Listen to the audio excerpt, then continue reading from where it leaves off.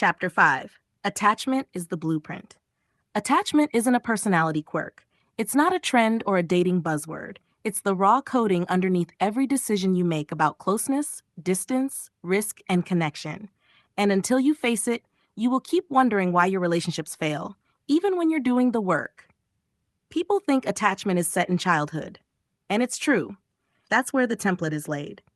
But the real damage, the deep grooves, the part that wrecks adult relationships, that happens later. The child forms the pattern. The adult makes it permanent.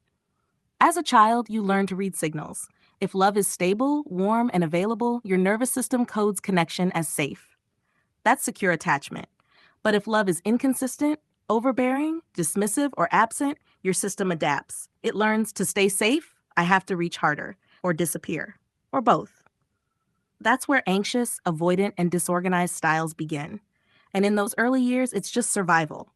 You're not broken, you're adapting. But in adulthood, if it's never seen and healed, that survival pattern becomes your identity. It gets harder, more automatic, more convincing. You stop noticing it, and it starts driving every connection you try to make. That's why some of the people you meet as adults are so impenetrable. That's why someone can be attractive, self-aware, even kind, and still completely incapable of intimacy. It's not a mystery. It's attachment hardening over time, getting sharper with every wound, every almost, every nervous system that didn't know how to settle. Let's name the patterns cleanly now. Not clinically, not gently, just truth. Avoidant attachment, aversion. Masquerading as independence. Avoidant types aren't afraid of closeness. That's the biggest lie in all of attachment theory. What they actually feel is aversion. Not to love, not to intimacy, but to the wrong signal. To the person in front of them who feels too eager, too unstable, too dependent, too emotionally leaky. Their system doesn't say danger. It says, get away. This isn't it. And they believe it's about the other person. They say, I'm just not feeling it. I need more space. I don't want to hurt you. But the truth is, they're not discerning. They're reacting. They long for connection, but can't hold it. Because the closer someone gets, the more their body senses something is off, even if nothing is. They're chasing an image in their mind of the right person, but they can't receive anyone real. Not without doing the work to untangle that aversion reflex from their early wiring. And if they don't do that work, they'll spend a lifetime watching good people walk away, while quietly blaming those people for not being the one. Anxious attachment. Perform until you're picked. Anxious types don't love. They perform. They become what they think the other person wants. They overfunction. They idealize. They ask, where do I stand every 5 minutes in 1,000 different ways? They don't want love. They want to be chosen. Because being chosen is the only way they believe they're safe.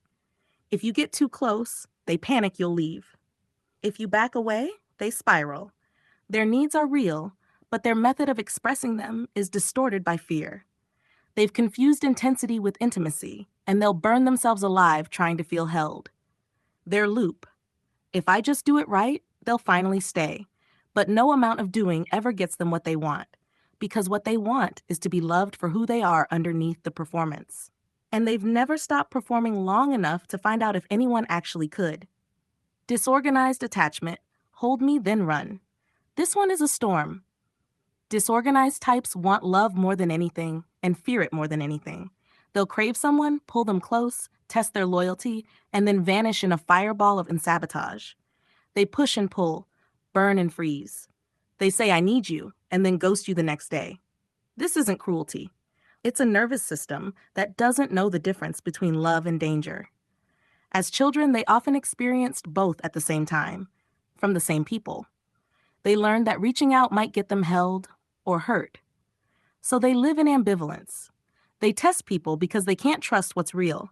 And when someone actually stays, they melt down because their body doesn't know how to hold what it never got. Until they do deep, layered work to stabilize their system and create internal consistency, they will destroy every connection they say they want. Secure attachment. The steady flame no one chooses. Secure people are not better than anyone else, but they are regulated. They can give and receive love without spinning out. They can be alone without collapse and together without overwhelm. They don't idealize. They don't chase. They don't shut down. They just are present, responsive, grounded. And that's why they're often overlooked. To an unhealed system, a secure person doesn't feel exciting.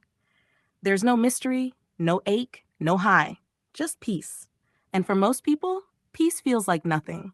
So secure people get ghosted, friend zoned, you're so amazing D, and left behind. But they're the ones who are ready. They're the ones who don't need fixing. And they're the only ones who can truly meet you if you're ready to be met. This is why attachment matters. If you don't know your style and how it lives in your nervous system, you will spend your whole life chasing ghosts, rejecting what's real, and calling it love. You'll say, "Why does this keep happening?" And the answer will be the same every time. Because you haven't healed the system underneath your choices. There's no shortcut through this, but once you see it, once you name it, the loop starts to loosen, and you finally stop running.